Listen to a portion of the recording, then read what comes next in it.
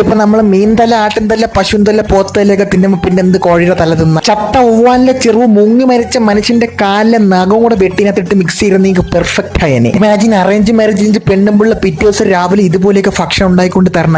ഇത് കണ്ട നിങ്ങൾ വെറുക്കും. ചത്ത ആണെങ്കിലും രക്തം കട്ട പിടിച്ചത് ചോറും തവളയും. ജസ്റ്റ് ഫോർ എ ഹൊറർ തവള തിന്നത് ഈസ് ക്വൈറ്റ് നാച്ചുറൽ. പക്ഷെ ഈ അമ്മായി തിന്നണക്ക് ഇതിനെ തിന്നത് ക്വൈറ്റ് അൺബിലീവബിൾ. രാവിലെ കോഫിയിൽ കുടിക്കുക ഇതൊക്കെ ഇരുന്ന് കാണുന്ന എന്നെ ഓണം ചാട്ടുവാറിനടിക്കാൻ. ഞാൻ കണ്ടാലും നിങ്ങളെ കാണിക്കാൻ പറ്റും.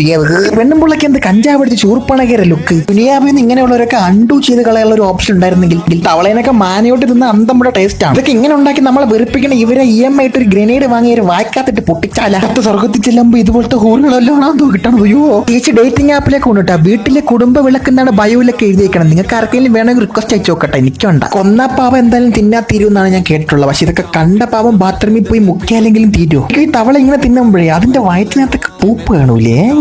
അതെ എനിക്ക് ശക്തി തരൂ.